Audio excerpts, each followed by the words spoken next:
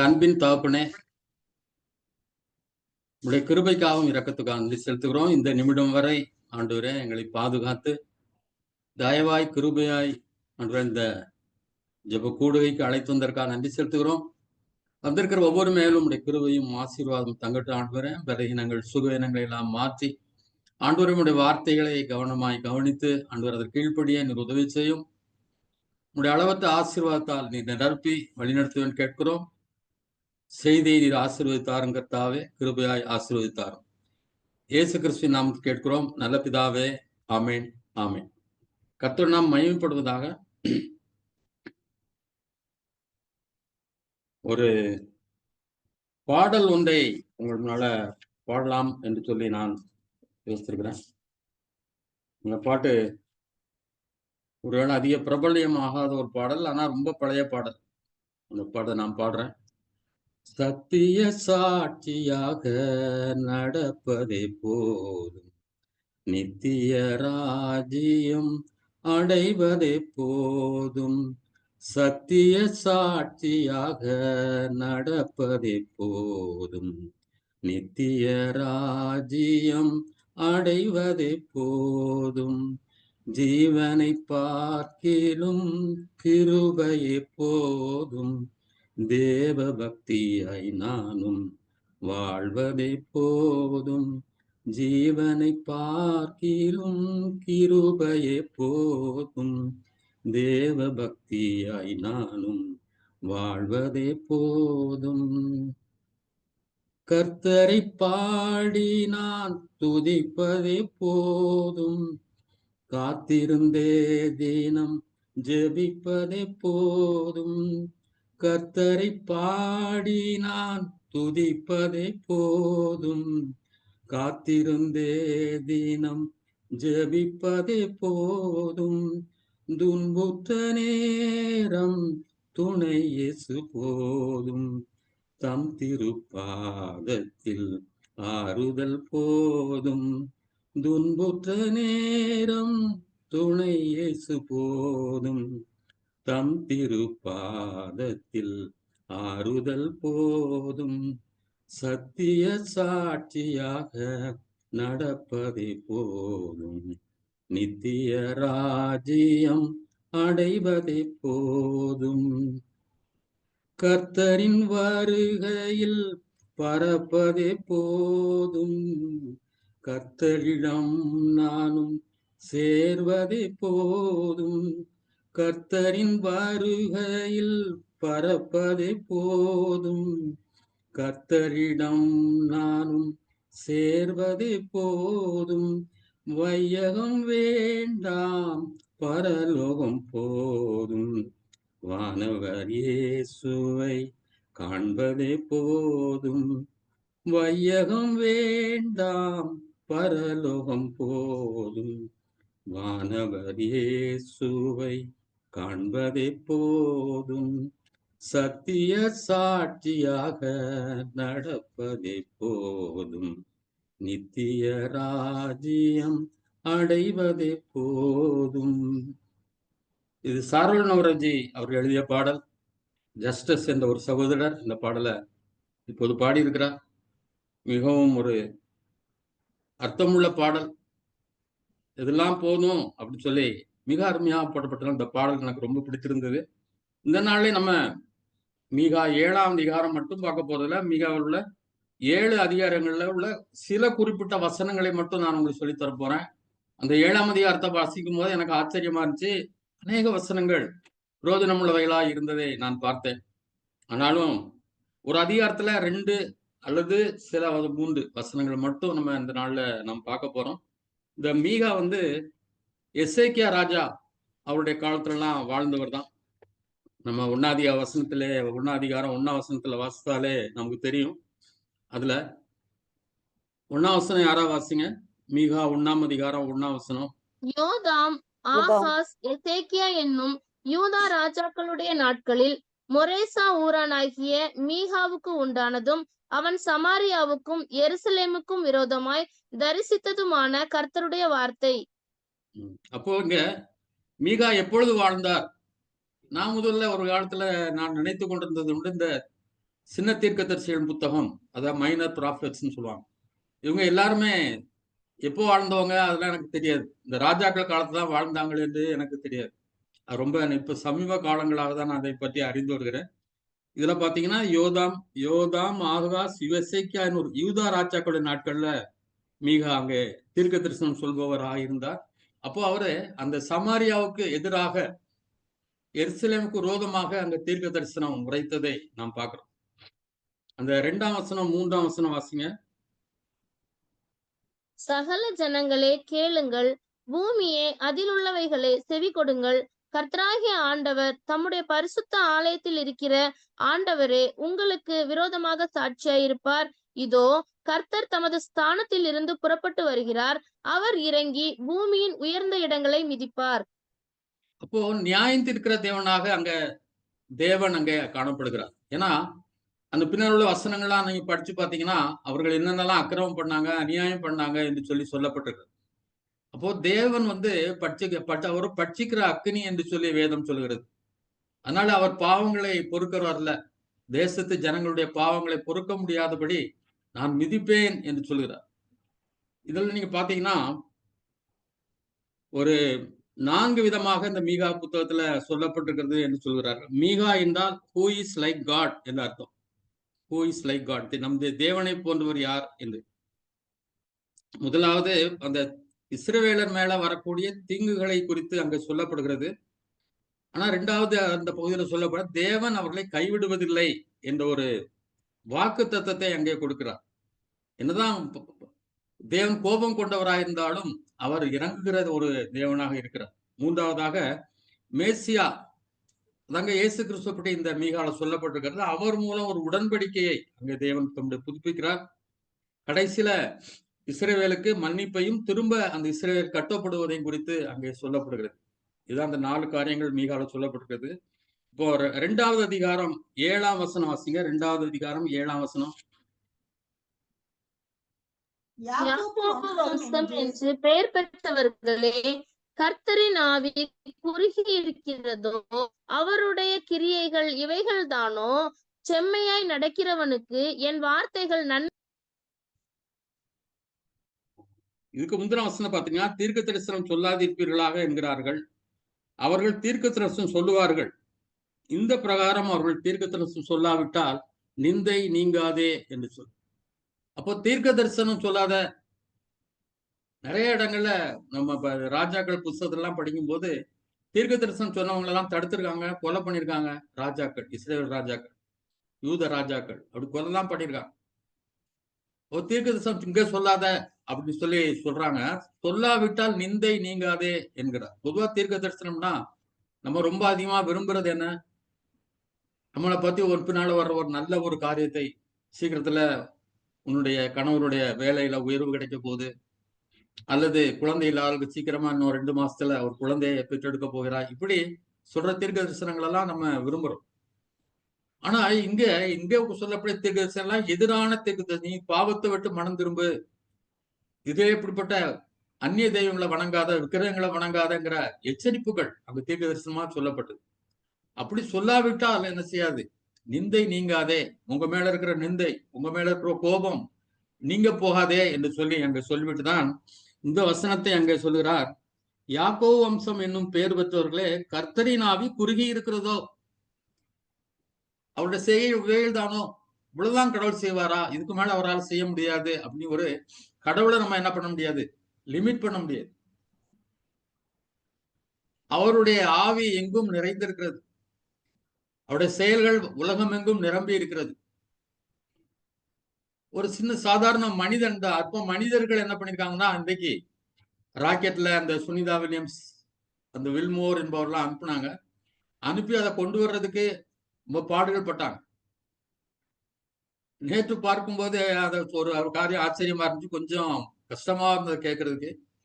அவங்க குடிக்கிற தண்ணீரை அவங்களுடைய யூரின் தானே, யூரினை எடுத்து அவங்க பியூரிஃபை பண்ணி டிஸ்டில் பண்ணி அதை அவங்க குடிக்கிறாங்க அப்படின்னு சொல்லப்படுச்சு. ஒரு சின்ன மனிதனுக்கு அதுக்கேற்ற வாழ்றதுக்கு ஏற்றபடி அவங்களுடைய உணவுகள்லாம் அனுப்பப்பட்டு அங்க தனியா வாழ வைக்க மனிதனால் முடிந்தால் எல்லாவற்றையும் நம்ம போய் அந்த விண்வெளியில ஆராய்ச்சி அவர் உண்டாக்கி வைத்ததுல எப்படிலாம் இருக்குன்னு சொல்லி தான் பார்க்க போயிருக்கான். மகத்துவமான ஒரு தேவன், உன்னதமான ஒரு தேவன். அவருடைய காரியங்களை நம்ம விவரிக்கவே முடியாது. அப்படிப்பட்ட மகா பெரிய தேவன் சொல்றாரு, என் கைகள் குறுகி இருக்கிறதோ, என் ஆவி குறுகி இருக்கிறதோ, என் செயல்கள் இவ்வளவுதானோ, அப்ப நம்ம இதெல்லாம் ஆண்டவருக்கு மேல செய்ய மாட்டார் அப்படின்னு சொல்லி அவரை லிமிட் பண்ண முடியாது. அவ்வளவு மகா பெரிய தேவன். செம்மையாய் நடக்கிறவனுக்கு என் வார்த்தைகள் நன்மை செய்யாதோ அப்படின்னு கேட்கும். நம்ம செம்மையா நடந்தா அவருடைய வார்த்தைகளுக்கு நிச்சயமா என்ன செய்யும், நமக்கு நன்மையை தரும். வேதத்துல என்னென்ன வாக்கு தத்தங்கள்லாம் கொடுக்கப்பட்டிருக்கிறதோ, என்னென்ன ஆசீர்வாதங்கள்லாம் கொடுக்கப்பட்டிருக்கிறதோ அத்தனையும் நம்முடைய வாழ்க்கையில வந்துவிடும். நம்ம கேட்கல அதனால தரல அப்படி கிடையாது. கேட்கணும் கட்டாயம், இன்னும் உரிமையோட கேட்கணும், ஊக்கமா ஜெபம் பண்ணணும், எல்லாம் உண்மைதான். ஆனாலும் யாரு ஆண்டவருடைய செம்மையா நடக்க ஆரம்பிக்கிறாங்களோ அவங்களுக்கு ஆண்டவருடைய வார்த்தைகள் வாக்கு தத்தங்கள் நன்மைகளை செய்யும் என்று சொல்லி உறுதியாக சொல்லப்பட்டதை பார்க்கும். இது எப்படி நடக்கும், இதெல்லாம் எப்படி நடக்கும், இது நடந்து விடுமா, சரியாக முடியுமா, அப்படிலாம் நம்ம யோசிக்க வேண்டிய அவசியமே இல்லை.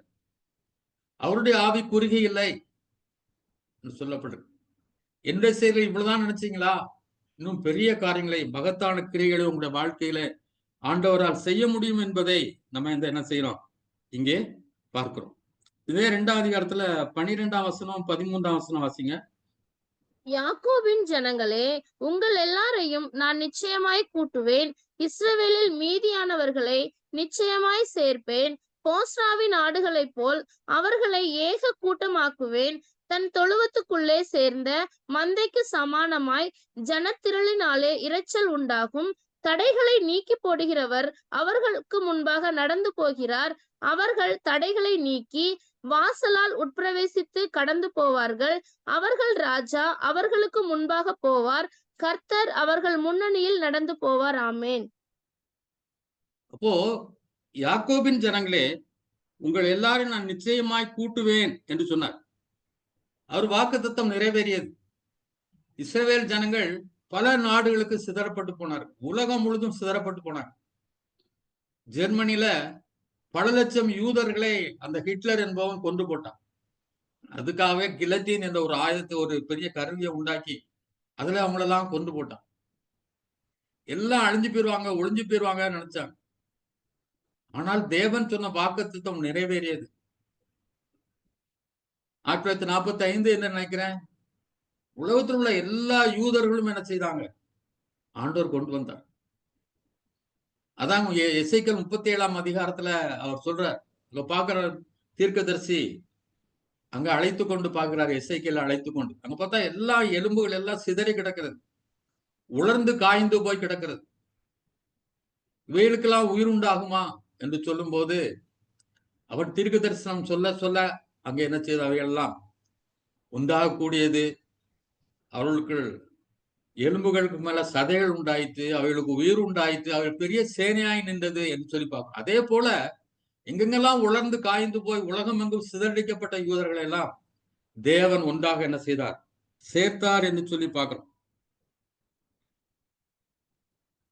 13ஆம் வசனத்துல தடைகளை நீக்கி போடுவர்கள் அவருக்கு முன்பாக நடந்து போகிறார், அவர்கள் தடைகளை நீக்கி வாசலால் உட்பிரவேசித்து கடந்து போவார்கள், அவர் ராஜா அவர்களுக்கு முன்பாக போவார், கர்த்தர் அவர்கள் முன்னணியில் நடந்து போவார். அப்போ தடைகளை நீக்குகிற தேவன், தடைகளை நீக்குகிற தேவன், அவர் நமக்கு முன்பாக கடந்து போகிறார். எதுக்காக கடந்து போறார்னா, நமக்கு இருக்கிற தடைகளை எல்லாம் அகற்றும்படி. அவரால நீக்க முடியாத தடை என்று ஒன்றும் இல்லை. ஏன்னா அவர் திறந்தா அதை ஒருத்தரும் க்ளோஸ் பண்ண முடியாது, அவர் க்ளோஸ் பண்ணாத யாரும் என்ன பண்ண முடியாது, திறக்க முடியாது. அவர் நமக்கு முன்னாக போகிறவர், பின்னாக நின்று வேடிக்கை பார்க்கிறவர் அல்ல, பக்கத்துல நின்று வேடிக்கை பார்க்கிறவர் கிடையாது, நமக்கு முன்பாக போகிறவர். அவர் நமக்கு முன்பாக போய் என்னென்ன தடைகள்லாம் நம்முடைய வாழ்க்கையில இருக்கிறதோ, நம்முடைய குடும்ப வளர்ச்சிக்கு, ஆவிக்குரிய வளர்ச்சிக்கு என்னென்ன தடைகள் இருக்கிறதோ அவைகளை எல்லாம் அவர் என்ன செய்யறாரு, நீக்கி போடுகிற ஒரு தேவனாக, தலைவனாக நமக்கு முன் செல்கிறார். முன்னால ஒரு பாட்டு போட்டு இயேசு ராஜா முன்னே செல்கிறார், ஓசன்னா கீதம் பாடுவோம் அப்படின்னு சொல்லி ஒரு அருமையான ஒரு பாடல் உண்டு. அப்ப அவர் நமக்கு முன்னால செல்ற தேவன். அவர் தடைகளை எல்லாம் உடைத்தெறியக்கூடிய தேவன். நம்ம தடைகளை எல்லாம் கடந்து என்ன செய்யணும்? நம்ம முன்னேறி செல்ல வேண்டும். எந்த தடை இருந்தாலும் அதை விசுவாசத்தினால் நம்ம என்ன செய்யணும்? தகர்க்க வேண்டும். நம்ம விசுவாசிக்கும் போது மலைகள் கூட என்ன செய்யும்? அகன்று போகும். காட்டத்தி மரம் கூட வேரோட பிடுங்கப்பட்டு கடல்ல என்ன செய்யப்படும்? நடப்படும். இது எப்படி நடக்கும் இல்ல, தகர்க்கிறவர் முன்னால சரி, நாம் தகர்த்து நம்ம என்ன செய்ய போறோம்? முன்னால போக போறோம். நமக்கு முன்னால இருக்கிற எல்லா தடைகளையும் அவர் நீக்குபவராக, அகற்றுபவராக அவருக்கு நமக்கு முன்னே சென்று கொண்டிருக்கிறார். அல்லேலூயா. 3ஆம் அதிகாரம் 8ஆம் வசனம் வாசிங்க. நானோ யாக்கோபுக்கு அவன் மீறுதலையும் இஸ்ரவேலுக்கு அவன் பாவத்தையும் அறிவிக்கும்படி கர்த்தருடைய ஆவி அருளிய பலத்தினாலும் நியாயத்தினாலும் பராக்கிரமத்தினாலும் நிரப்பப்பட்டிருக்கிறேன். நானோ யாக்கோபுக்கு அவன் மீறுதலையும் இஸ்ரவேலுக்கு அவன் பாவத்தையும் அறிவிக்கும்படி என்ன செய்யறாரு? மீகா தன்னை பற்றி சொல்கிறார். அப்போ அவருடைய பாவத்தை அறிவிக்கும்படி, அவளுக்கு எச்சரிப்பு கொடுக்கும்படி இவர் என்ன செய்யறாராம்? கர்த்தருடைய ஆவி அருளிய பலத்தினாலும் நியாயத்தினாலும் பராக்கிரமத்தினாலும் நிரப்பப்பட்டிருக்கு. அப்போ நம்ம தேவனுடைய வார்த்தைகளை சொல்ல வேண்டுமானால் ஆவியில என்ன செய்யணும்? நிரம்பி இருக்க வேண்டும். ஆவியில நிரம்பி இருக்க தடைகள் என்ன? கவலை, உலகத்தை குறித்த கவலை, பிரச்சனைகளை குறித்த கவலை, துன்பங்களை குறித்த கவலை, பாடுகளை குறித்த கவலை. ஆனா பாடுகள் நமக்கு உண்டு, உபத்திரங்கள் உண்டு. அதையெல்லாம் என்ன செய்யணும்? சுமந்து கொண்டு, சிலுவையை சுமந்து கொண்டுதான் நம்ம செல்லணும். அதுக்கெல்லாம் நம்ம கவலைப்படாம ஆவியினால் நிறைந்திருக்க வேண்டும். பரிசுத்த ஆவியினால் நிறைந்திருக்க வேண்டும். எப்பொழுதும் அவரை ஸ்தோத்தரித்துக் கொண்டு, துதித்துக் கொண்டு, அவருடைய ஆவியினால் நிரம்பியவர்களாய் காணப்பட வேண்டும். நியாயத்தினால் நிரம்பியவர்கள். நம்ம வாழ்க்கையில அநீதிக்கு இடம் இருக்கக்கூடாது, அநியாயத்துக்கு இடம் இருக்கக்கூடாது. எந்த விதத்துல அநியாயம் இல்லாதபடி எல்லாத்திலையும் நியாயம் உள்ளவர்களாய், நீதி உள்ளவர்களாய், தேவனுக்கு பிரியமான ஒரு வாழ்க்கை நம்ம வாழ வேண்டும். பராக்கிரமத்தினாலும் நான் நிரப்பப்பட்டிருக்கிறேன். தேவ வல்லமை. எந்த அளவுக்கு பாவத்துக்கு விலகி இருக்கிறோமோ, அநியாயங்களுக்கு அக்கிரமங்களுக்கு விலகி இருக்கிறோமோ, அந்த அளவுக்கு நம்முடைய என்ன இருக்கும்? அந்த பரிசுத்த ஆவியும் அதனுடைய வல்லமையினால் நாம் நிரப்பப்பட்டிருப்போம். அப்பதான் நம்ம தைரியமா ஆண்டவருடைய வார்த்தைகளை நம்ம சொல்ல முடியும். நம்முடைய வார்த்தைகள் எந்த கோட்டைகளையும் உடைக்கக்கூடியதா இருக்கும். பவுல் தான் சொல்றார். அப்படிப்பட்ட பலம் உள்ளவர்களாய் நாங்கள் இருக்கிறோம், பராக்கிரமம் உடையவர்களாய் இருக்கிறோம் என்று பவுல் சொல்கிறார். அப்படிப்பட்ட எல்லா அரண்களையும் நிர்மூலமாக்குவதற்கு, கிறிஸ்து விரோதமா எழும்புகிற எல்லா அரண்களையும் நிர்மூலமாக்குவதற்குன்னு சொல்றார். அப்போ அந்த அளவுக்கு நம்முடைய ஆவினால் நிறைந்திருக்க வேண்டும், அவருடைய பலத்தினால் நிரம்பி இருக்க வேண்டும், அவருடைய உத்தமத்தினால் உண்மையினால் நம்ம நிரம்பி இருக்க வேண்டும். அதே அதிகாரத்துல 11வது 12வது வசனம் வாசிங்க. அதன் தலைவர்கள் பரிதானத்துக்கு நியாயம் தீர்க்கிறார்கள், அதன் ஆசாரியர்கள் கூலிக்கு உபதேசிக்கிறார்கள், அதன் தீர்க்கதரிசிகள் பணத்துக்கு குறி சொல்லுகிறார்கள். ஆகிலும் அவர்கள் கர்த்தரை சார்ந்து கொண்டு, கர்த்தர் எங்கள் நடுவில் இல்லையோ, தீங்கு எங்கள் மேல் வராது என்கிறார்கள். ஆகையால் உங்கள் நிமித்தம் சீயோன் வயல்வெளியைப் போல உளப்பட்டு, எருசலேம் மண்மேடுகளாய்ப்போம், ஆலயத்தின் பர்வதம் காட்டு மேடுகளாய்ப்போம். அப்போ ஊழியக்காரர்கள் அன்றைக்கு தீர்க்கதரிசிகள், ஆசாரியர்கள் எப்படிப்பட்டவர்களா இருந்தார்கள் என்று சொல்லி நம்ம பார்க்கிறோம். தலைவர்கள் பரிதானத்துக்காக அப்பவே லஞ்சம் இருந்திருக்கு. லஞ்சம் வாங்கிட்டு நியாயம் தீர்த்திருக்காங்க. ஆசாரியர்கள் கூலிக்கு உபதேசிக்கிறவர். தீர்க்கதரிசிகள் பணத்துக்காக குறி சொல்லுகிறார்கள்.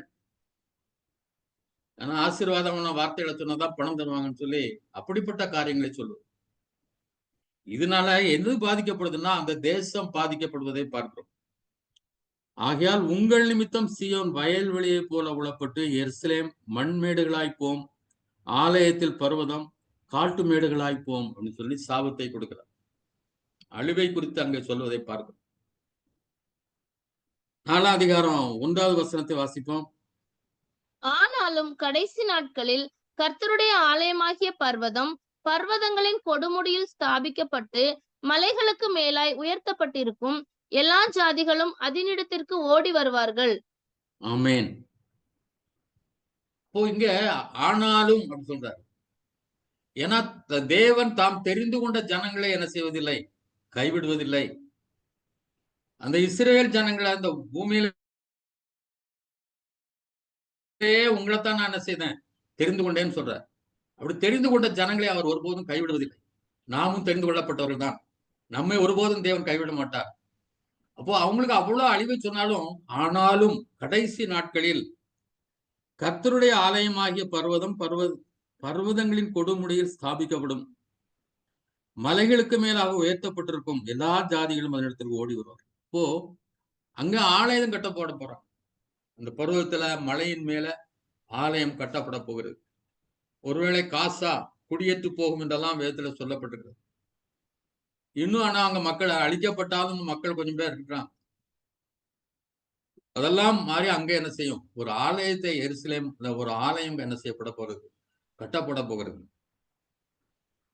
2ஆம் வசனம் 3ஆம் வசனம் வாசிங்க. திரளான ஜாதிகள் புறப்பட்டு வந்து நாம் கர்த்தரின் பர்வதத்துக்கும் யாக்கோபின் தேவனுடைய ஆலயத்துக்கும் போவோம் வாருங்கள். அவர் தமது வழிகளை நமக்கு போதிப்பார். நாம் அவர் பாதைகளில் நடப்போம் என்பார்கள். ஏனெனில் சியோனில் இருந்து வேதமும் எருசலேமில் இருந்து கர்த்தரின் வசனமும் வெளிப்படும். அவர் திரளான ஜனங்களுக்குள் நியாயம் தீர்த்து தூரத்தில் உள்ள பலத்த ஜாதிகளை கடிந்து கொள்ளுவார். அப்பொழுது அவர்கள் தங்கள் பட்டயங்களை மண்வெட்டிகளாகவும் தங்கள் ஈட்டிகளை அரிவாள்களாகவும் அடிப்பார்கள். ஒரு ஜாதிக்கு விரோதமாய் மறு ஜாதி பட்டயம் எடுப்பதில்லை. இனி அவர்கள் யுத்தத்தை கற்பதும் இல்லை. அப்போ எங்க கிளீனா அழகா சொல்லியிருக்காரு. எல்லா மக்களும் எங்க வருவாங்க, எருசலேமை நோக்கி, தேவாலயத்தை நோக்கி வருவார்கள். ஏனென்றால் அங்கிருந்தா என்ன வரும்,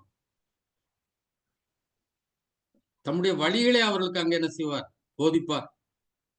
நாம் அவர் பாதைகளில் நடப்போம் என்பார்கள். ஏனெனில் சியோனிலிருந்து வேதமும் எருசலேமிலிருந்து கர்த்தருடைய வசனமும் வெளிப்படும். அப்போ எல்லா மக்களும் தேவனை தரிசிப்பதற்காக, அவருடைய வார்த்தைகளை கேட்பதற்காக எங்க வருவாங்க, அந்த எருசலேமை நோக்கி வருவார்.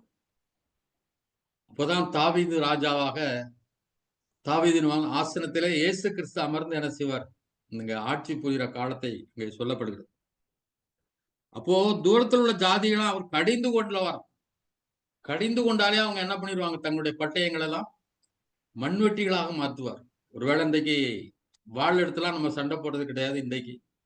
அப்படிப்பட்ட அந்த எல்லா இன்றைக்கு இருக்கக்கூடிய எல்லா துப்பாக்கிகள், டேங்க்ஸ், இன்னும் எல்லா யுத்த ஆயுதங்கள் எல்லாம் என்ன செய்யப்படும், ஒழிக்கப்பட்டு போய்விடும். ஒரு ஜனத்திற்கு விரோதமாய் மறு ஜாதி என்ன செய்வதில்லை, பட்டயம் எடுப்பதில்லை. அதுக்கு ஒருத்தனுக்கு ஒருத்தர் என்ன செய்ய மாட்டாங்க, ஒரு நாட்டுக்கு ஒரு நாடு சண்டை இருக்காது, போர் இருக்காது. இனி அவர்கள் யுத்தத்தை கற்றுக்கொள்வதும் இல்லை. இப்போ மிலிட்டரி எல்லாம் என்ன செய்யறாங்க, இந்தியாவும் சரி, இந்தியாவும் இன்னொரு நாடும் சேர்ந்து என்ன செய்வாங்க, போர் பயிற்சி செய்வாங்க.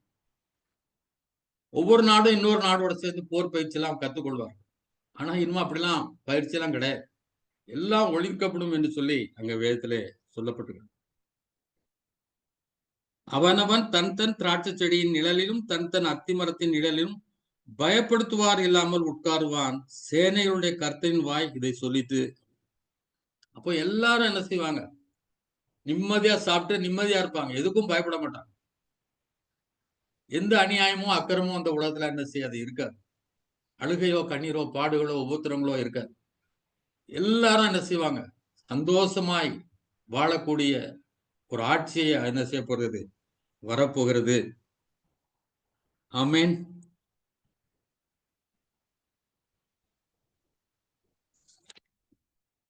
நாலாம் அதிகாரத்துல 13ஆம் வசனத்தை வாசிங்க. சீயோன் குமாரத்தியே, நீ எழுந்து போரடி. நான் உன் கொம்புகளை இரும்பும் உன் குளம்புகளை வெண்கலமும் ஆக்குவேன். நீ அநேக ஜனங்களை நொறுக்கி போடுவாய். அவர்கள் தேடி சேர்த்ததை நீ கர்த்தருக்கென்றும் அவர்களுடைய ஆஸ்தியை பூமிக்கெல்லாம் ஆண்டவராய் இருக்கிறவருக்கென்றும் நியமிப்பாய். இது சீயோன் குமாரத்தியே, இஸ்ரவேல் ஜனங்களுக்கு சொல்றது பாருங்க. நீ எழும்பி என்ன செய்து போரடி என்று சொல்கிறார். அவன் கொம்புகளை இரும்பும் குழம்புகளை வெண்கலமாக்குவேன் என்று சொல்லி. சின்ன நாடுதான். ஆனாலும் இன்றைக்கும் அது என்ன செய்யுது? அத்தனை நாடுகளையும் எதிர்த்து தைரியமாய் போராடி கொண்டிருக்கிறது, போரிட்டு கொண்டிருக்கிறது. யாருக்கும் பயப்படல. காரணம், ஆண்டவர் அப்படி என்ன செய்த அவர்களை வல்லமை உடையவர்களாய், ஞானம் உடையவர்களாய் அவர்களை என்ன செய்திருக்கிறார்? படைத்திருக்கிறார், உருவாக்கி இருக்கிறார் என்று சொல்லி பார்க்கணும். கடைசி வரைக்கும் ஒருவேளை இடையில தோல்விகள் ஏற்படலாம் சீயோனுக்கு. ஆனாலும் அவன் கடைசியில என்ன செய்வாங்க? எல்லா நாடுகளிலும் எதிர்த்து நிற்பவர்களாய், போரடிக்கிறவர்களாய் அவர் காணப்படுவார்கள். தேவனுக்குன்னு என்ன செய்வாங்களாம்? மற்றவருடைய சொத்துக்கள் எல்லாம் சேர்த்து என்ன செய்ய யாரும் கொண்டு வருவாங்க? தேவனுக்கு என்று அது காணிக்கையாக அவர் கொண்டு வருவார்கள் என்று சொல்லி சொல்லப்பட்டிருப்பதை பார்க்கிறோம். 5ஆம் அதிகாரம் 1வது வசனத்தை வாசிங்க. சேனைகளுடைய நகரமே, இப்போது தண்டு தண்டாக கூடிக்கொள். நமக்கு விரோதமாக முற்றுகை போடப்படும். இஸ்ரவேலுடைய நியாயாதிபதியை கோலினால் கன்னத்திலே அடிப்பார்கள். இது யாரை குறிக்கிறது நமக்கு உங்களுக்கு தெரியும். அப்போ பாருங்க, எத்தனையோ ஆண்டுகளுக்கு முன்பாக இயேசு கிறிஸ்து அந்த சிலுவை பாடுகளை நடக்க போவதை இங்கே குறிப்பிட்டிருப்பதை நாம் பார்க்கிறோம். இஸ்ரவேலுக்கு விரோதமா முற்றுகை எல்லாம் போடுவாங்க. அதெல்லாம் நடக்கும், சீக்கிரத்தில் நடக்கலாம். ஆனா அதுக்குள்ள பாருங்க, உங்கள் நியாயாதிபதியை என்ன செய்வாங்களாம்? கோலினால், இஸ்ரவேலுடைய நியாயாதிபதி கோலினால் கன்னத்திலே அடிப்பார்கள். எப்போ நடக்க போற ஒரு காரியத்தை எங்கேயே சொல்லப்பட்டிருப்பதை நம்ம பார்க்கிறோம். அடுத்த வசனம் வாசிங்க. எப்பிராத்தா எண்ணப்பட்ட பெத்லகேமே, நீ யூதேயாவில் உள்ள ஆயிரங்களுக்குள்ளே சிறியதாய் இருந்தும் இஸ்ரவேலை ஆளப்போகிறவர் உன்னிடத்திலிருந்து புறப்பட்டு என்னிடத்தில் வருவார். அவருடைய புறப்படுதல் அநாதி நாட்களாகிய பூர்வத்தினுடையது. ஆமென். அப்போ எப்ராத்தா எனப்பட்ட பெத்லகேமே, நீ யூதேயாவில் ஆயிரங்களுக்குள்ளே சிறியதா இருந்தாலும் இஸ்ரவேலை ஆளப்போகிற உன்னிடத்திலிருந்து புறப்பட்டு என்னிடத்தில் வருவார். எவ்வளவு அழகான தீர்க்க தரிசனம் சொல்லப்பட்டிருப்பாரு, எவ்வளவு காலத்துக்கு முன்னால். இது கிபி 740 இருந்து அவர் கிட்டத்தட்ட 698 வரைக்கும் வாழ்ந்தவர் மீகா. அப்போ இந்த 700 கிறிஸ்துவுக்கு முன்னால 700 ஆண்டுகளுக்கு முன்பாக சொல்லப்பட்ட ஒரு தீர்க்கதரிசி. அப்போவே என்ன சொல்லப்படுறது? எப்ராத்தாங்கிற பெத்லகேம்ல தான் அவர் பிறப்பார் என்றும், அவர் அநாதியா என்ன செய்வார்? புறப்பட்டு வருவார் என்று சொல்லி அங்கே சொல்லப்பட்டிருக்கதை என்ன செய்யலாம் பார்க்கிறோம்.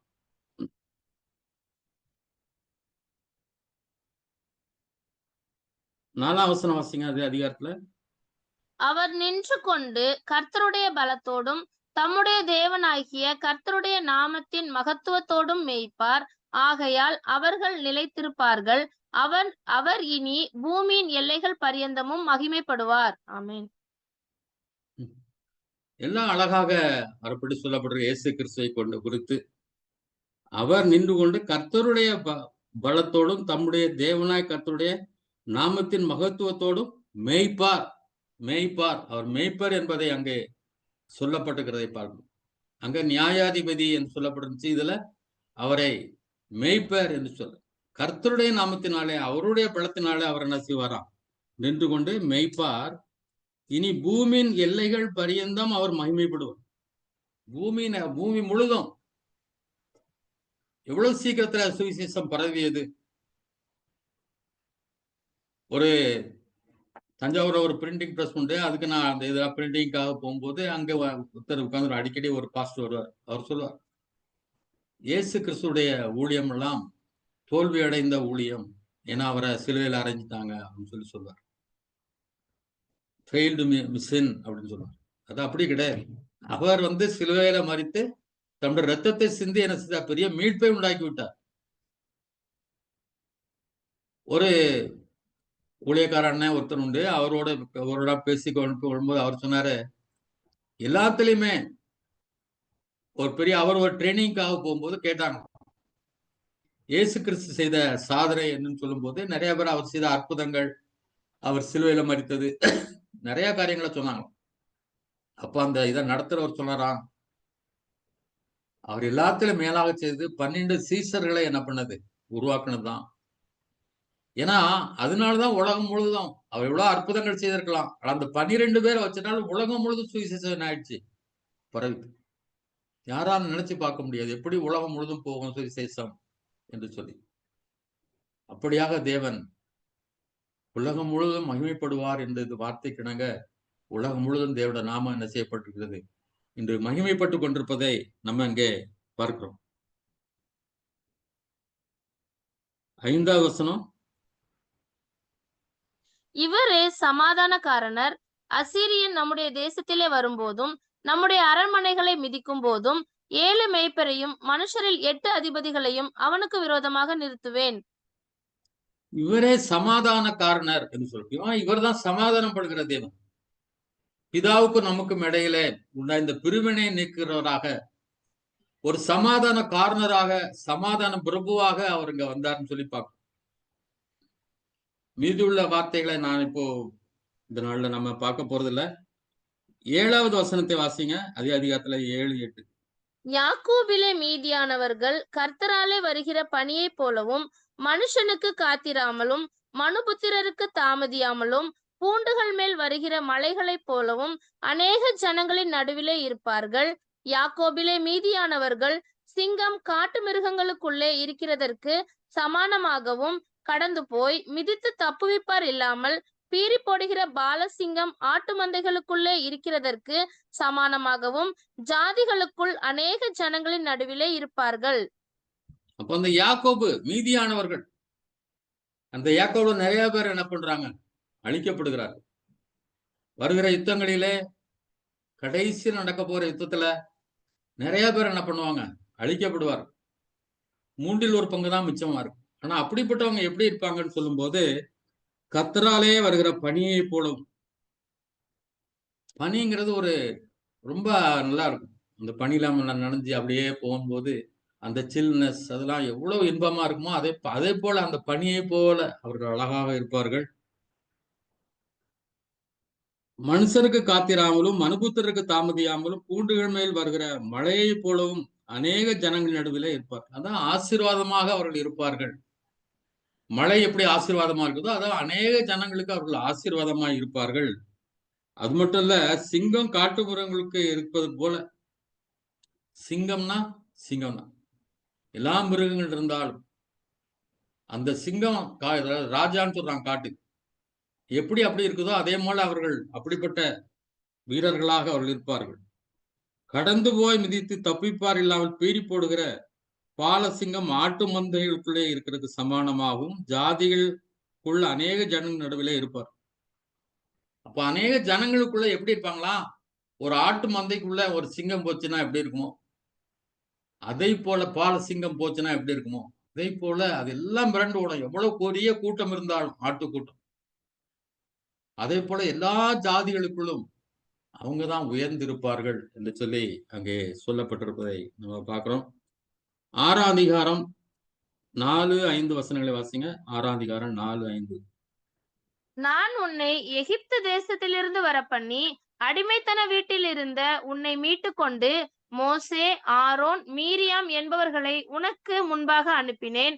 என் ஜனமே, மோவாபின் ராஜாவாகிய பாலாக் பண்ணின யோசனை இன்னதென்றும் பேயோரின் குமாரனான பிலேயாம் அவனுக்கு பிரதித்திரமாக சொன்னது இன்னதென்றும் சித்தீம் தொடங்கி கில்கால் மட்டும் நடந்தது இன்னதென்றும் நீ கர்த்தருடைய நீதிகளை அறிந்து கொள்ளும்படி நினைத்துக்கொள். அப்போ அந்த அழைத்த தேவன் என்ன செய்யறதில்ல, கைவிடுவதில்லை.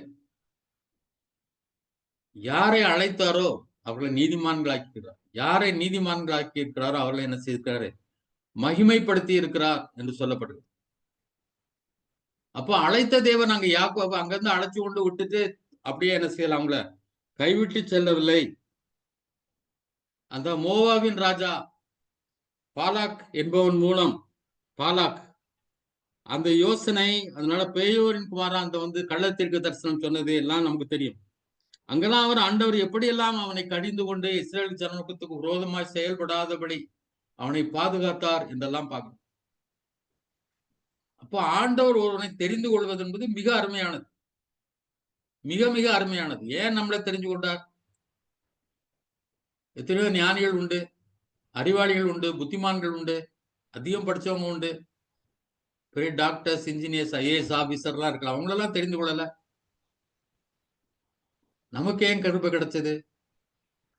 எது கிடைச்சதோ கிடைக்கலையோ, நம்ம ரட்சிக்கப்பட்டிருப்போமானால் நம்ம விட பாக்கியசாலி வேற யாருமே கிடையாது. சமீபத்துல ஒரு சாட்சி ஒன்றை நான் அதிகமா பொதுவா சில டைம்ல கிடைக்கலாம் யூடியூப்ல இந்த கிறிஸ்தவ சாட்சி எல்லாம் கேட்கறது உண்டு. அப்படி கேட்கும்போது ஒரு நடிகன் அவரை ஒரு நாள் அங்க வீட்டுல இருக்கும்போது அவர் ஃபியூச்சரை பற்றி யோசிச்சிருக்காரு. நம்ம இப்படிலாம் நடிச்சுட்டு இருக்கிறோம், நம்முடைய வாழ்க்கை நல்லா தண்ணி அடிக்கிறது, தம் அடிக்கிறது, இந்த மாதிரி எல்லா காரியங்களும் உண்டு. இப்படி இருக்கிறமே நம்மளுடைய ஃபியூச்சர் என்ன என்று சொல்லி யோசிச்சிருக்கிறார். மனசுல ஒரு பெரிய கவலையோடு தூங்க போயிருக்கிறார். அவர் ஒரு ஆர்சி கிறிஸ்டியன். அப்போ பாத்தீங்கன்னா ஒரு 3 மணி காலையில அதிகாலை 3 மணி இருக்கும்போது திடீர்னு அவர் மேல ஒரு வெளிச்சம் பிரகாசிக்க ஆரம்பிச்சிச்சு. அவருக்கு என்ன வெளிச்சம்னு சொல்லி ஏதோ வெளிச்சம், நம்ம கண்ணை மூடிடுவோம். அப்படி கண்ணை மூடினாலும் அந்த வெளிச்சம் அவரை விட்டு மறையல. அதுக்கு பிறகு அவருக்கு ஒண்ணுமே புரியல. அப்படி இருக்கும்போது என்ன செய்யறேன்னு தெரியாமலே அவர் அப்படியே தூங்கிட்டாரு. அவங்க அவனுடைய அக்காட்ட போய் கேட்டாரு. அதெல்லாம் கனவுடா, அதெல்லாம் ஒண்ணும் கிடையாதுன்னு சொல்லிட்டாங்க. ஆனா 2 நாள் கழிச்சு ஒரு பெண் அவருக்கு போன் பண்ணாங்க. நான் அவருடைய பாஸ்டருடைய டாக்டர்னு பண்ணி அவங்க சொன்னாங்க, நீங்க உங்களுடைய பாட்டுகள்லாம் எனக்கு ரொம்ப பிடிக்கும், உங்க டான்ஸ் ரொம்ப நல்லா பிடிக்கும், உங்க ஆக்ஷன்லாம் ரொம்ப பிடிக்கும் அப்படிலாம் பேசினாங்க. ஆனா பயந்துட்டே பேசினாங்க. ஏன்னா ஒரு பாஸ்டருடைய மகளா இருந்ததுனால. அப்போ அவங்ககிட்ட இவர் அந்த இதை சொல்லியிருக்காரு. சொன்னோடனே அவங்க சொன்னது, அப்போ அது ஜீசஸ் கிரைஸ்ட் தான், நீங்க ஒரு ஒரு பைபிளை படிக்க ஆரம்பிங்க அப்படின்னு சொல்லி. அப்போ இவர் பைபிள் எடுத்து வீட்டுல ஒரு கேஜவி பைபிள் இருந்திருக்கு, அதை படிக்க ஆரம்பிச்சிருக்க. ஒண்ணுமே புரியல. அவ ஒன்னும் புரியலையேன்னு சொல்லி அது என்னடா பண்றதுன்னு திரும்பவும் அந்த பொண்ணு 2 நாளுக்கு பிறகு போன் பண்ணி, நீங்க பைபிள் படிச்சீங்களான்னு கேட்டிருக்குது. அப்போ ஆமா படிச்சேன், ஆனா புரியலன்னு உடனே அது நீங்க ஈஸியா புரியக்கூடிய இங்கிலீஷ் பைபிளை படிங்க அப்படின்னு சொல்லியிருக்குது. அப்போ அதுக்காக என்ன பண்றதுன்னு உங்களுக்கு தெரியல. அவர் ஒரு பெரிய ஆர்சி சர்ச் பெங்களூர்ல சைல்ட் ஜீசஸ்ன்னு அதுக்கு போயிட்டு இருக்கும்போது யாரோ தோல்ல கை வச்ச மாதிரி இருந்திருக்கு. யாருன்னு திரும்பி பார்த்தா ஒருத்தர் ஒரு புக்கை கையில நீட்டினாராம், இதை வச்சுங்கன்னு சொல்லி. இவரு வேணான்னு சொன்னாராம். வேணா, பணம் வேணா தரேன், நீங்க எடுத்துட்டு போங்க, எனக்கு இதெல்லாம் வேண்டாம்னாராம். இல்ல பிடிங்கன்னு கொடுத்தா அது ஒரு நியூ டெஸ்டமெண்ட் எளிதாக புரிந்து கொள்ளக்கூடியதுல எழுதப்பட்ட டிரான்ஸ்லேட் பண்ணப்பட்டது. அதை படிக்க ஆரம்பிச்சார். அதை படிக்க ஆரம்பிச்சுட்டு ஒரு நாள் ஷூட்டிங்க்கு வர சொல்லி அவருக்கு போன் வந்துச்சு. ஷூட்டிங்காக போயிட்டு பெங்களூர்ல இருந்து போயிட்டு இருக்கிற வேலையில ஃபுல்லா அந்த நியூ டெஸ்டமெண்ட்டை படித்துக் கொண்டிருக்கிறார். அப்போ நியூ டெஸ்டமெண்ட்டை ஃபுல்லா படித்துக் கொண்டே வரும்போது அங்க இருக்கிற ஒரு சகோதரி அவங்கள கூப்பிட்டு, நீங்க என்ன இப்ப இவ்வளவு எல்லாரும் மற்ற இதெல்லாமும் படிச்சுட்டு இருக்காங்க, நீங்க இதே படிச்சுட்டு வரீங்களே, இன்னும் அண்ணாவர் எப்படி அறிந்து கொள்ளனா ஒரு இடத்த சொல்லி கேரளாவில் அந்த இடத்துல ஒரு எப்படி கன்வென்ஷன் நடக்குது, அங்க போங்க. அங்கெல்லாம் போய் அப்புறம் அபிஷேகம் எல்லாம் பத்தி அப்போ இன்னும் நிறைய காரியங்கள் அதே மாதிரி சொல்றாரு. எப்படி ஒரு மனிதனை அவர் தெரிந்து கொண்டார், எப்படி எல்லாம் வழி நடத்துகிறார் என்று சொல்லி. அப்போ தேவன் தம்மை தேடுவர்களை கைவிடுவதில்லை என்று சொல்லப்பட்டது. அப்ப நம்ம அவர் தெரிந்து கொண்டு அப்படியே விட்டுட்டு போவார தேவன் கிடையாது. அழகாக பிலிப்பியர்ல சொல்லப்பட்டிருக்கிறோம், நம்மில் நற்கிரியை தொடங்கினவர் அது முடிவு பரியந்தம் நம்மை நடத்த வல்லவர் என்று சொல்லப்படும். அதை நடத்தி முடிக்க வல்லவர். அப்போ நம்மிடத்துல ஒரு ரட்சிப்பை தொடங்கிட்டாருன்னா அதை எப்படியாவது தொடர்ந்து நம்மை வழி நடத்தி அந்த ஆண்டவர் கடைசியில் அவரை நித்தியத்துல சேர்க்கிற வரைக்கும் அவர் வேலை செய்து கொண்டே இருக்கிறார் நம்மிடத்துல. எப்படி அந்த இஸ்ரேல் ஜனங்களை எப்படியெல்லாம் நடத்தினாரோ அதை போல அவர் நடத்துகிற ஒரு தேவனாக இருக்கிறார் என்று சொல்லி நம்ம பார்க்கிறோம். அதே அதிகாரத்துல 6ஆம் வசனம் 7ஆம் வசனத்தை வாசிப்போம். 6, 7. எண்ணத்தைக் கொண்டு நான் கர்த்தருடைய சந்நிதியில் வந்து உன்னதமான தேவனுக்கு முன்பாக பணிந்து கொள்வேன். தகன பலிகளைக் கொண்டும் ஒரு வயது கன்றுக்குட்டிகளைக் கொண்டும் அவர் சந்நிதியில் வர வேண்டுமோ? ஆயிரங்களான ஆட்டுக்கடாக்களின் பேரிலும் எண்ணெயாய் ஓடுகிற 10,000-களான ஆறுகளின் பேரிலும் கர்த்தர் பிரியமாய் இருப்பாரோ? என் அக்கிரமத்தை போக்க என் முதற் பேரானவனையும் என் ஆத்துமாவின் பாவத்தை போக்க என் கற்பத்தின் கனியையும் கொடுக்க வேண்டுமோ? அப்போ இதெல்லாம் ஆண்டவருக்கு பிரியமல்ல. நம்ம பலிகளை பற்றி படிச்சோம். பலிகளை பற்றி வாசிக்கும் போது இதெல்லாம் கர்த்தர், இந்த சர்வாங்க தகன பலிகள் எல்லாம் கர்த்தருக்கு பிரியமானதல்ல அப்படின்னு சொல்லி நம்ம படித்தோம். அப்போ இந்த பலிகள் இப்படிப்பட்டவைகளெல்லாம் கொடுக்கறதுனால, எண்ணெயை கொண்டு ஊத்துறதுனால, அதிகமாக தசமபாகங்களை கொடுப்பதனால, இதெல்லாம் செய்யறதுனால ஒன்னும் ஆண்டவர் என்ன பண்ண முடியாது. அவரை திருப்திப்படுத்த முடியாது. 8ஆம் வசனம் வாசிங்க. மனுஷனே, நன்மை இன்னதென்று அவர் உனக்கு அறிவித்திருக்கிறார். நியாயம் செய்து இரக்கத்தை சிநேகித்து உன் தேவனுக்கு முன்பாக மனத்தாழ்மையாய் நடப்பதை அல்லாமல் வேறே எண்ணத்தை கர்த்தர் உன்னிடத்தில் கேட்கிறார். ஆமென். நன்மை இன்னதென்று கர்த்தர் அறிவித்திருக்கிறார். நன்மை செய்யினா என்ன? நன்மை செய்யறதுனா என்ன? என்ன நன்மை அப்படின்னு சொன்னா, நியாயம் செய். எதெல்லாம் நியாயமோ, நியாயமான காரியத்தை, அநியாயத்துக்கு கை நீட்டாத. நியாயத்தை செய்து இரக்கத்தை சிநேகித்து, இரக்கம் காட்டணும், இரக்கம் உள்ளவர்களா இருக்கும். டிஜிஎஸ் தினகரன் அடிக்கடி சொல்லுவார், மனதுருக்கம் மனதுருக்கம் மனதுருக்கம் சொல்லி. ஒரு வியாதியஸ்தன் யாராவது அவரிடத்துல வந்து தன்னுடைய வியாதியை பற்றி சொன்னா அவர் அழுதுருவார். ஆண்டவரிடத்துல இருந்து அவர் அந்த மனதுருக்கத்தை தான் அவர் பெற்றிருந்தார். எந்த ஒரு மனிதனும் தன்னுடைய குடும்பத்து கஷ்டங்கள் பிரச்சனைகளை சொல்லும் போது அவனை கட்டி அணைத்து அப்படியே கண்ணீரிட்டு அவர் ஜெபிக்கிறத பார்க்கணும். அப்போ அப்படிப்பட்ட இரக்கம் நமக்கு வேணும். இயேசுடைய பாடலாம் மனதுருக்கம் மனதுருக்கம் மனதுருக்கம் என்றுதான் அவர் மனதுருகி அப்படிதான் இருக்கும். அப்ப அந்த இரக்கம் நமக்கு ரொம்ப அவசியம். இரக்கத்தை சிநேகித்து உன் தேவனுக்கு முன்பாக மனத்தாழ்மையாய் நடப்பதை அல்லாமல் வேற எண்ணத்தை கர்த்தர் உன்னிடத்தில் கேட்கிறார். இப்ப இதுதான் சொல்றார் முக்கியமா. நியாயத்தை செய்ய, இரக்கம் உள்ளவனாயிரு, மனத்தாழ்மை உள்ளவனாயிரு. இந்த மீகா புத்தகத்துல கீவேர்டுன்னா இதுதான் என்று சொல்லி சொல்லலாம். அப்போ நம்ம மனத்தாழ்மையா இருக்கிறோமா? முதல்ல குடும்பத்துக்குள்ள ஏன் சண்டை வருதுன்னா மேட்டிமை தான். நான் பெருசு, நான் சொல்றதுதான் பெருசு அப்படிங்கறதுதான். அது போயிடுச்சுனாலே எல்லாம் சரியாயிடும். குடும்பத்துக்குள்ள மனத்தாழ்மை வேணும். மற்றவங்களோட இருக்கிறதுல மனத்தாழ்மை வேணும். மற்றவங்க தவறாவே பேசலாம், அவங்க சொல்றது தவறாவே இருக்கலாம், நம்ம சொல்றதை ஏற்றுக்கொள்ளாமலே இருக்கலாம். எங்க வீட்டுக்கு ஒரு நண்பர் ஒருத்தர் வருவாரு, 2 நாள் 3 நாளைக்கு ஒரு கட்டாயம் வருவார். அவர் வர்றது நல்லதா இருக்கும், உதவியெல்லாம் செய்வார், எந்த உதவினாலும் ஆலோசனை சொல்வார். ஆனா நம்ம சொல்ற கருத்து எதுவும் சரின்னு சொல்லவே மாட்டார். அவர் என்னோட ஒரு 10-15 வயசு குறைவா தான் இருக்கும். ஆனாலும் அந்த அன்பு நிலைக்கணுங்கிறதுக்காக நான் உன்னையே எதிர்த்து பேசுறேன். நம்ம இங்க இருந்து ஃபாரின்ல வரும்போது வாங்கி கொண்டு போற பொருள்ல கூட சில நேரங்கள் வந்து குறை சொல்லுவார். கஷ்டமா தான் இருக்கும். அப்போ நிறைய காரியங்கள்ல நம்ம மனத்தாழ்மையாய் நடந்து கொள்வது நல்லது, விட்டு கொடுப்பது நல்லது. அப்பதான் உறவுகள் நீடிக்க முடியும். அதான் ரொம்ப ஆபகு அந்த நம்முடைய திராட்சை தட்டத்தை எடுத்துக்கொண்டானே ராஜா, அந்த ராஜா வந்து தன்னை தாழ்த்துறத பார்க்க, அவன் மேல நிறைய ஆண்டவர கோபத்தை சொல்லி அவனுக்கு சாபங்கள்லாம் சொன்னாலும் அவன் தன்னை தாழ்த்திய போது ஆண்டவர் என்ன செய்தார்? அவனை மன்னித்தார் என்று சொல்றார். அவன் தன் தேவனுக்கு முன்னால் தன்னை தீர்க்கதரிசித்த சொல்றார், தன்னை தாழ்த்தினதை பார்த்தாயா என்று சொல்லி. அப்ப தாழ்மையை விரும்புகிற தேவன். எல்லாத்திலும் நம்ம தாழ்மையோடு நாம் நடந்து கொள்ள முயற்சி செய்வோம்.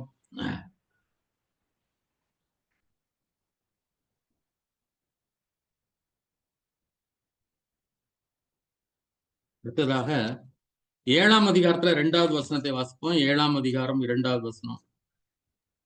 தேசத்தில் பக்தியுள்ளவன் அற்றுப்போனான், மனுஷரில் செம்மையானவன் இல்லை. அவர்கள் எல்லாரும் இரத்தம் சிந்த பதிவிருக்கிறார்கள். அவனவன் தன் தன் சகோதரனை வலையிலே பிடிக்க வேட்டையாடுகிறான். இப்போ ஒரு வசனம் தான் நான் இப்போ சொல்றேன் உங்கள்கிட்ட. இந்த அதிகாரத்தை நீங்க வாசிச்சீங்க. அப்ப தேசத்தில் பக்தி உள்ளவன் அற்று போகிறான், செம்மையானவன் இல்லை, ரத்தம் சிந்த பதிவிருக்கிறார்கள். அவனவன் தன் சகோதரனை வலையிலே பிடிக்க வேட்டையாடுகிறான். ஓ, மனிதனுடைய தன்மைகள் இன்றைக்கு அவனுக்கு பக்தி இல்லை. பக்தி என்பது கடவுளுக்கு பயப்படுகிற பயம், ஃபியர் ஆஃப் காட். அது இல்லை. அது இல்லாதனால தைரியமா எல்லாத்தையும் என்ன செய்யறாங்க? செய்கிறார்கள். 5-6 வசனங்களை நம்ம வாசித்தோம், அதை வாசிங்க. 5-6. சிநேகிதனை விசுவாசிக்க வேண்டாம், வழிகாட்டியை நம்ப வேண்டாம். உன் மடியிலே படுத்துக் கொள்ளுகிறவளுக்கு முன்பாக உன் வாயை திறவாமல் எச்சரிக்கையாயிரு. மகன் தகப்பனை கனவீனப்படுத்துகிறான். மகள் தன் தாய்க்கு விரோதமாகவும் மருமகள் தன் மாமிக்கு விரோதமாகவும் எழும்புகிறார்கள். மனுஷனுடைய சத்துருக்கள் அவன் வீட்டார் தானே. இப்போ சத்துரு வேற எங்கேயும் இல்ல, இங்கதான் இருக்கான். வீட்டுலதான் சத்துருவே. விலகாத சத்துரு. ஆண்டோட விலகாத கிருபை நம்ம மேல இருக்கு. ஆனா விலகாத சத்துருங்கிறது யாருங்கதான் இருப்பாங்க? வீட்டுலதான். இயேசு கிறிஸ்து தீர்க்கதரிசி எவனும் தன் வீட்டிலும் தன் சொந்த ஊரிலுமே அங்கே வேற எங்கும் கனவீனப்படான் அப்படின்னு சொன்னார். அப்போ இதெல்லாம் நீங்க நம்பாதீங்க, யாரையும் நம்பாதீங்கன்னு தான் சொல்லியிருக்கு. சிநேகிதனை விசுவாசிக்க வேண்டாம், வழிகாட்டியை நம்ப வேண்டாம், உன் மடியிலே படுத்துக் கொள்வதற்கு முன்பாக உன் வாயை திறவாமல் எச்சரிக்கையாயிரு சொல்லி. 7ஆம் வசனம் வாசிங்க. நானோவென்றால் கர்த்தரை நோக்கிக் கொண்டு என் ரட்சிப்பின் தேவனுக்கு காத்திருப்பேன். என் தேவன் என்னை கேட்டருளுவார். ஆமென். அப்போ எல்லாரும் மோசமா இருக்கலாம். ஃப்ரெண்டுக்கு மோசமா இருக்கலாம், உறவினர்கள் மோசமா இருக்கலாம், நம்முடைய கைடு மோசமா இருக்கலாம், நம்முடைய ஆலோசனைக்காரன் மோசமா இருக்கலாம், எல்லாம் இருக்கலாம். ஆனா நானும் கர்த்தரை நோக்கி கொண்டு என் ரட்சிப்பின் தேவனுக்கு காத்திருப்பேன். மற்றவங்க எல்லாம் எப்படி இருப்பாங்க எனக்கு கவலையே இல்லை. நான் யாரையும் நம்ப வேண்டிய அவசியம் இல்லை. அவர்கள் எனக்கு துணை நிற்பார்கள், என்னோடு இருப்பார்கள், எனக்கு உதவி செய்வார்கள் என்று சொல்லி யாரையும் நம்ப வேண்டாம். ஆனா தேவனை நோக்கி காத்திருப்பேன். என் ரட்சிப்பின் தேவனை நோக்கி காத்திருப்பேன். அவர் மட்டும்தான் ரட்சிக்க முடியும். அவர் மட்டும்தான் நம்மை பாதுகாக்க முடியும், நம்மை விடுவிக்க முடியும், நமக்கு உதவி செய்ய முடியும். அவரை விசுவாசிப்போம். 8ஆம் வசனம். என் சத்துருவே, எனக்கு விரோதமாய் சந்தோஷப்படாதே. நான் விழுந்தாலும் எழுந்திருப்பேன். நான் இருளிலே உட்கார்ந்தால் கர்த்தர் எனக்கு வெளிச்சமாய் இருப்பார். ஆமென். என் சத்துருவே எனக்கு விரோதமாக சந்தோஷப்படாதே. நான் விழுந்துட்டேன், என் குடும்பத்துல ஒரு பெரிய தோல்வி வந்துடுச்சு, ஏமாற்றம் வந்துடுச்சு, பிரச்சனை வந்துட்டு, ஒரு அவமானம் வந்து விட்டது, ஒரு நிந்தை வந்து விட்டது, நீ சந்தோஷப்படாதே. நான் விழுந்தாலும் எழுந்திருப்பேன். நானே விழுந்துட்டா கூட, தவறிட்டா கூட நான் எழுந்திருப்பேன். நான் முடங்கி கிடந்தாலும் தேவன் என்னை எழுப்புவார். நான் இருளிலே உட்கார்ந்தார் கர்த்தர் எனக்கு வெளிச்சமாயிருப்பார். அப்படியே ஒரு இருட்டு என்னை சூழ்ந்து கொண்டது, பல பிரச்சனைகள் என்னை நான் மூழ்கி இருக்கிறேன், தளர்ந்து போய் நான் உட்கார்ந்து இருக்கிறேன்னாலும் கர்த்தர் எனக்கு என்னவா இருப்பாரு? வெளிச்சமாயிருப்பார். ஆமேன். அவர் நமக்கு வெளிச்சமாயிருப்பார்.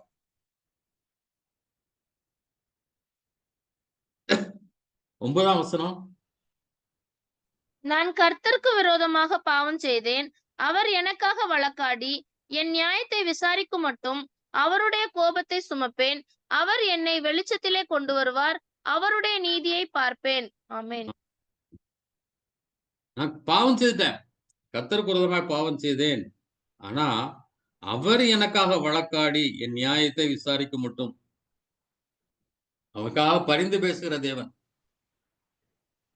நமக்காக நியாயத்தோடு வழக்காடுகிற தேவன். என்னுடைய நியாயத்தை விசாரிக்க மட்டும் அவருடைய கோபத்தை சுமப்பேன்.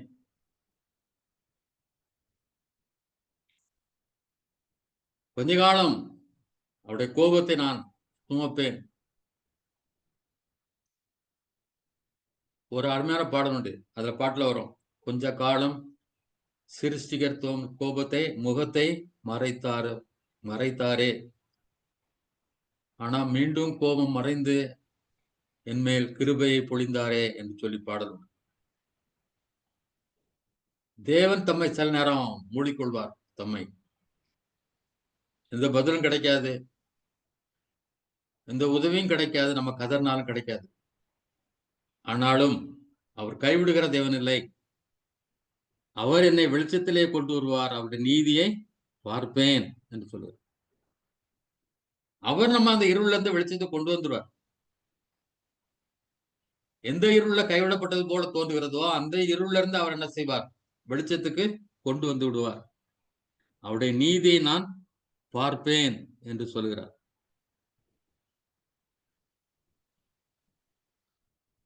15ஆம் வசனம் வாசிப்போம். நீ எகிப்து தேசத்திலிருந்து புறப்பட்ட நாளில் நடந்தது போலவே உன்னை அதிசயங்களை காண பண்ணுவேன். ஆமென். அப்போ அன்றைக்கு என்ன அதிசயம் நடந்துச்சோ அதே அதிசயத்தை இன்றைக்கும் அவர் நமக்கு செய்கிறவராய் இருக்கிறார். ஒரு நாள்ல ஒரு அதிசயத்தை செய்து அவரை கைவிட்டு விடுவதில்லை. உன்னை அதிசயங்களை காணப்படுவேன் என்று சொல்லுகிற தேவன். பண்ணுவேன், ஃபியூச்சர் டென்ஸ். அப்போ என்ன அதிசயம் செய்தானோ அதே அதிசயத்தை உனக்கு காண பண்ணுவேன். உன் வாழ்க்கையில அதிசயங்களை செய்கிற அவர் தேவன். அதனால அவரை விசுவாசிப்போம். நம்முடைய வாழ்க்கையில அதிசயங்களை செய்வார் என்று அவருக்கு நாம் நன்றி செலுத்துபவர்களாக நாம் கடந்து செல்வோம். 16ஆம் வசனம். புறஜாதிகள் கண்டு தங்களுடைய எல்லா பராக்கிரமத்தையும் குறித்து வெட்கப்படுவார்கள். கையை வாயின் மேல் வைத்துக் கொள்வார்கள். அவர்கள் காதுகள் செவிடாய் போகும். ஆமென். இப்போ புறஜாதிகள் அதை பார்ப்பாங்க. புறஜாதிகளுக்கு முன்பாக நாம் உயர்த்தப்படுவோம். புறஜாதிகளுக்கு முன்பாக நாம வெட்கத்தோட காணப்படலாம். தலை தூக்காமல் இருக்கலாம். இவ்வளவு பைபிளை தூக்கிட்டு போறாங்க, ஜெபம் ஓடுறாங்க, ரெகுலரா சர்ச்சுக்கு போறாங்க, ஃபாஸ்டிங் பிரேயர் போறாங்க, எல்லாம் செய்யறாங்க. ஆனாலும் அவருடைய வாழ்க்கை எப்படி இருக்குது என்று பரிகாசமா நினைச்சிட்டு இருக்கு. ஆனா ஆண்டவர் என்ன செய்வாராம்? அந்த புறஜாதிகள் எல்லாம் வெட்கப்படும்படி கையை வச்சு வாயில வச்சு ஆச்சரியப்படும்படியான காரியங்களை நம்முடைய வாழ்க்கையிலே அவர் செய்வார். அவருடைய காதுகள் என்ன ஆயிருமா? செவிடாய் போய்விடும் என்று சொல்லப்பட்டிருக்கிறது.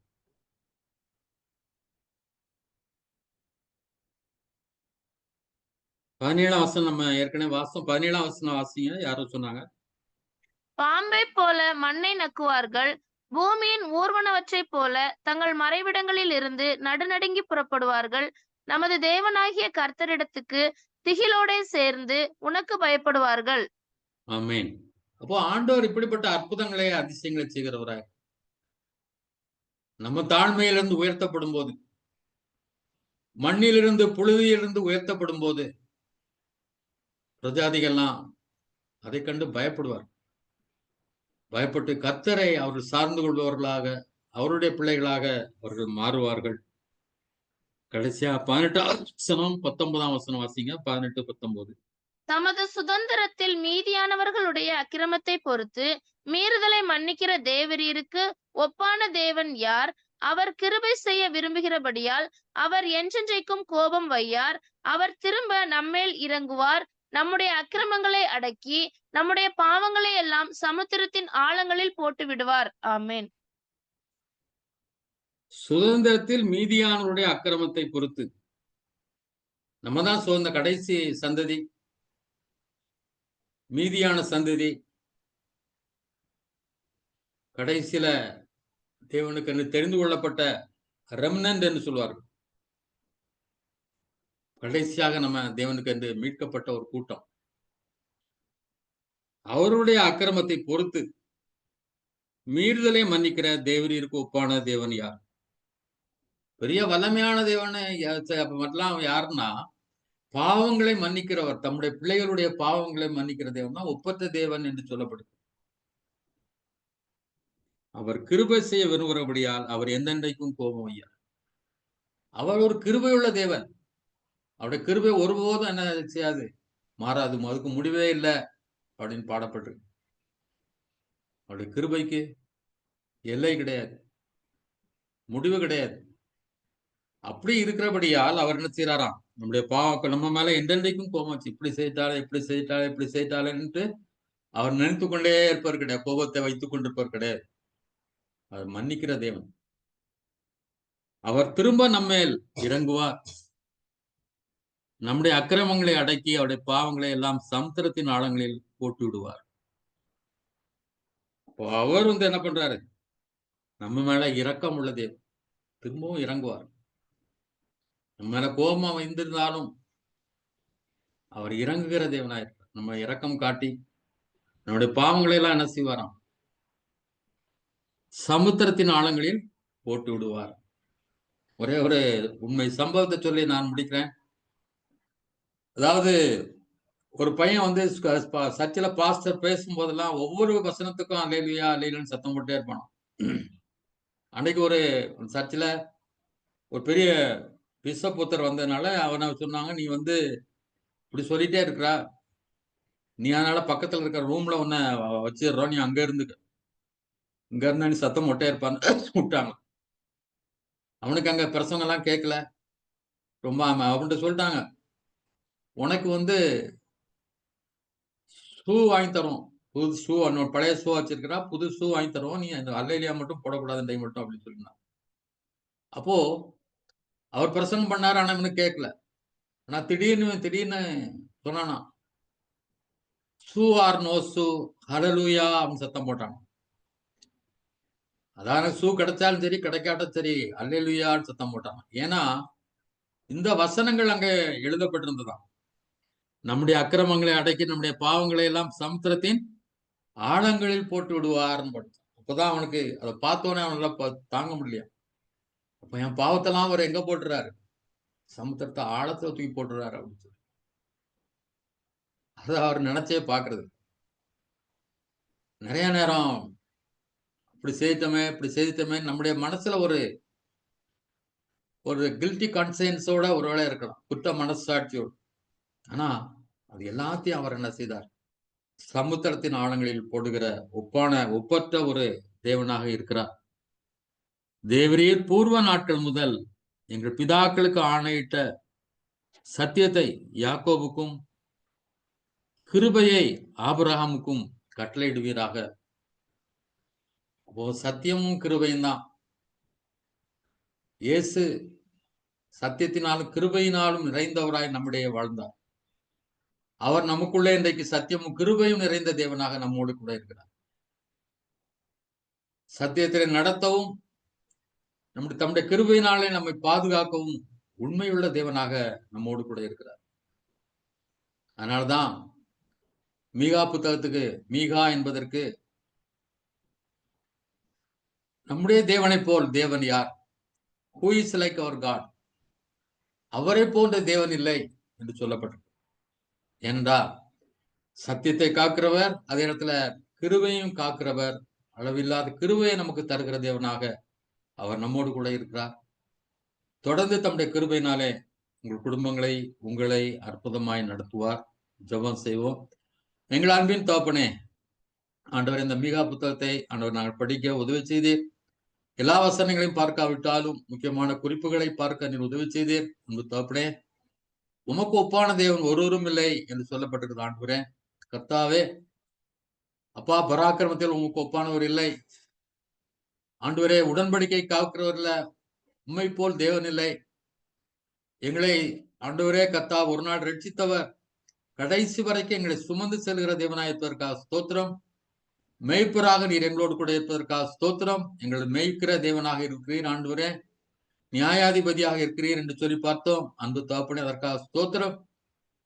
எங்களுடைய பாவங்களை எல்லாம் மன்னித்து அக்கிரமத்தை எல்லாம் பொறுத்து ஆண்டவரே அற்புதமான இருளிலிருந்து வெளிச்சத்துக்கு கொண்டு வருகிற தேவனாயிருப்பதற்காக ஸ்தோத்திரம். ஆண்டவர் தொடர்ந்து எங்களை வழிநடத்தும். ஆண்டவரே, உம்முடைய கிருபை ஆண்டவரே எங்கள் மேல் இன்னும் பெருகட்டும். உம்முடைய ஆசீர்வாதங்கள் பெருகட்டும். உம்முடைய சமாதானம் பெருகட்டும். சந்தோஷம் பெருகட்டும். தொடர்ந்து காத்து வழி நடத்தும் அப்பா. ஒவ்வொருவரையும் ஆசீர்வதி அப்பா. வியாதிகளிலிருந்து விடுதலை தாரும், பலகீனங்களில் விடுதலை தாரும், சுகவீனங்களில் விடுதலை தாரும், சோர்வுகளிலிருந்து விடுதலை தாரும் அப்பா. அப்பா ஆண்டவரே, பராக்கிரமத்தினால் நிரப்பப்பட, உம்முடைய ஆவியினால் நிரப்பப்பட, வல்லமையினால் நிரப்பப்பட, தைரியமாய் உம்முடைய நியாயத்தை எடுத்து சொல்ல கர்த்தர் உதவி செய். இயேசு கிறிஸ்துவை நாம் கேட்கிறோம் நல்ல பிதாவே. ஆமேன், ஆமேன்.